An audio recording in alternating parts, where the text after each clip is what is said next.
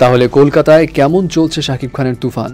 সেখানের দর্শকদের কি হলে টানতে পারলো তুফান, নাকি দর্শকদের খরার মধ্যে যাচ্ছে শাকিবের তুফান কলকাতাতে?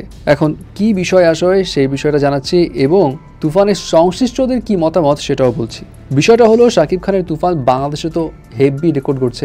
ইভেন মুভির মুক্তির ৪র্থ সপ্তাহে এসেও বাংলাদেশের বড় বড় যেসব সিঙ্গেল স্ক্রিন আছে সেখানে অনেকগুলো শোই হাউসফুল যাচ্ছে, যেটা একটা বড় ব্যাপার। অ্যান্ড ডেফিনেটলি শাকিব খানের মুভির এমন সাকসেস বাংলাদেশের ইন্ডাস্ট্রির জন্য একটা বড় গ্রিন লাইট, এই কারণে যে কমার্শিয়াল মুভি যদি ঠিকঠাক মতো বানানো যায় তাহলে সব ধরনের দর্শকদেরই টানা সম্ভব হলের দিকে। এই মেসেজটাই দেয় তুফানের এই সাকসেস। কিন্তু প্রশ্ন হলো, এই তুফান মুভি কিন্তু 5 জুলাই অর্থাৎ গতকাল থেকে ইন্ডিয়াতেও মুক্তি পেয়েছে, কলকাতাতেও মুক্তি পেয়েছে সেই সুবাদে।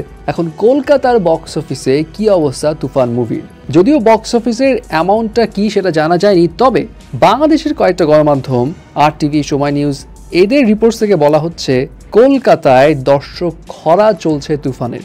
মুক্তির প্রথম দিন এবং দ্বিতীয় দিন দর্শক আসছে না এবং তুফান খেয়েছে বড় রকমের ধস, খেয়েছে বিশাল ধাক্কা। তো এই বিষয় নিয়ে তুফানের সংশ্লিষ্টদের সঙ্গে যখন কথা বলা হয় তখন তাদের তরফ থেকে জানানো হয়, যেহেতু তুফান একটি বাংলাদেশি সিনেমা, আর এটাও মানতে হবে যে কলকাতায় বাংলাদেশে একটা মার্কেট তৈরি করার চেষ্টা করছে।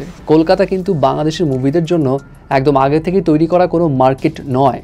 সো ওখানে দর্শক কম বেশি আসবে, এটাই স্বাভাবিক। কিন্তু বাংলাদেশে তুফান যেভাবে কাঁপিয়েছে, যেভাবে সাকসেস এনে দিয়েছে, সেটা রাতারাতি কলকাতাতেও যে আনবে এটা এক্সপেক্ট করাটা একটু ভুল।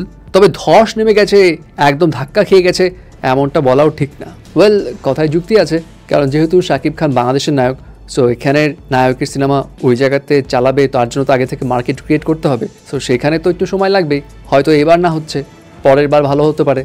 আর রায়হান রাফির মুভি নিয়ে যখন কথা বলছি তখন রায়হান রাফির মুভি নিয়ে আরেকটা গুঞ্জন শোনা যাচ্ছে, সেটা হলো অসিয়ত। এখন আফরান নিশোর সঙ্গে তো Raihan Rafi for the first time movie করেছিল এবং নিশোরও প্রথম মুভি ছিল সুরঙ্গ। সেই সুরঙ্গের পর আফরান নিশো প্রায় গায়েব হয়ে গেছিল। এরপর সে দুটো মুভির ঘোষণা নিয়ে আসে, তার মধ্যে একটি হচ্ছে অসিয়ত, যেটা SVF এবং আলফা এর প্রোডাকশনে বানানো হবে, যেটার পরিচালকও জানা গিয়েছে রায়হান রাফি। এবং এই মুভি নিয়ে আপডেট জানা গেছে সেটা হলো কলকাতা থেকে ফিরেই তিনি অসিয়তের শুটিং শুরু করবেন এবং এখানে নায়িকা থাকবে তমা মির্জা, এমন একটা বাজ উঠেছে। যদিও এর আগে বিদ্যাসিনা মিমেরও গুঞ্জন শোনা গিয়েছিল ইন্ডাস্ট্রির ভিতর থেকে, তবে এখন আবার উঠলো তমা মির্জার নাম।